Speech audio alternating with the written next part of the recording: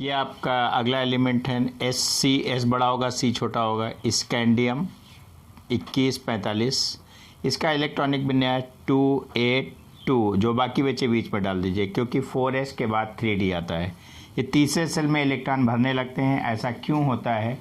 क्योंकि 4s के बाद 3d आता है। फिर नोट कर लीजिएगा, क्योंकि 282 इसमें 2 आते हैं और इसके बाद तीसरे सेल में इलेक्ट्रॉन बढ़ने लगते हैं क्योंकि 4s के बाद 3d आता है।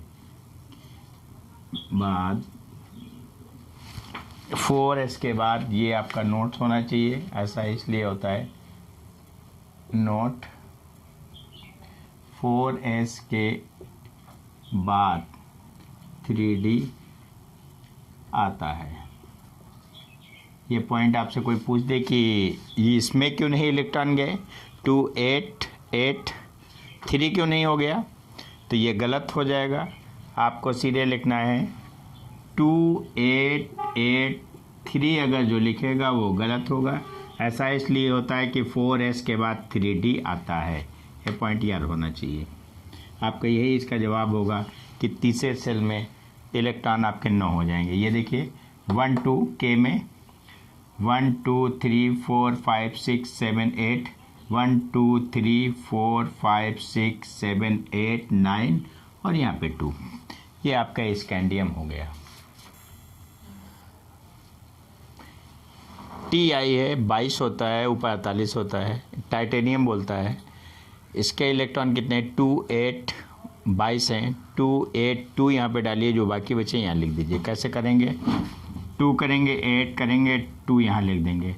ये कितना हो गया 12 इससे घटा दीजिए, कितना बचा 10, सीधे 10 हो जाएगा। बीच में कितना लिख देंगे 10, इसलिए इलेक्ट्रॉनिक कॉन्फ़िगरेशन ये आप इसका सही होगा। ये आपको V से वैनेडियम है, 2352 है वैनेडियम है। इसका इलेक्ट्रॉनिक कॉन्फ़िगरेशन कैसे करेंगे? 282 कर दीजिए। इन दोनों का मतलब कितना हो गया 12 हो गया। 12 को यहाँ से घटा दिए, 11 आएगा और बीच में 11 डाल दीजिए। 282 28 11 2, ये इसका इलेक्ट्रॉनिक कॉन्फ़िगरेशन होगा। और यहाँ पे K सेल में 2 इलेक्ट्रॉन होंगे, L में 8 होंगे, यहाँ पे 11 होंगे। इसमें कितने इलेक्ट्रॉन होंगे? आपका 2 इलेक्ट्रॉन होगा। ये सबका कॉन्सेप्ट ऐसा इसलिए हो रहा है कि 4s के बाद 3d आता है। 4s के बाद ये आपका क्रोमियम का इलेक्ट्रॉनिक कॉन्फ़िगरेशन है, 2452 होता है। 282 और जो बाकी बचे बीच में रख दीजिए, तो ये 12। लेकिन ये ऐसा करने पर 282 28 12 2 ऐसा लिखेंगे तो ये गलत हो जाएगा, नॉट करेक्ट होगा। इसका एक इलेक्ट्रॉन यहाँ पे भेज दिया जाता है, तो यहाँ 1 हो जाता है और यहाँ पे 13 हो जाते हैं, तो ये करेक्ट हो जाता है।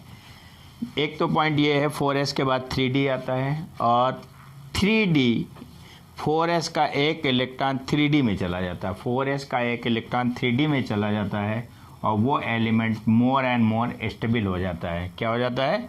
मोर एंड मोर स्टेबल हो जाता है। 2 8 13 1, याद रखना ये 2 कारण है। 4s के बाद 3d आता है। नंबर दूसरा कारण है 4s का एक इलेक्ट्रॉन 3d में चला जाता है। और आप सीधे बात करते हैं, तीसरा पॉइंट ऐसा करने पर स्टेबिलिटी बढ़ जाती है। एक मिनट, अगर आपको ये पॉइंट और क्लियर देखना है तो फर्स्ट ईयर 11 के वीडियो में ये पॉइंट एक्सप्लेन है कि क्यों, कैसे, किस लिए होता है। ये चीज़ें आपको पूरा एक्सप्लेन किया गया है।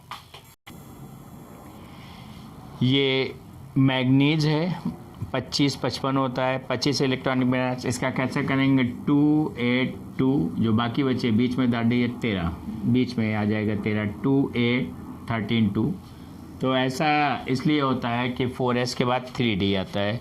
तो यहाँ पे 13 होना चाहिए। इसमें 1 2 3 4 5 6 7 8 9 10 11 और ये हो गया 12 और ये हो गया 13। क्लियर है?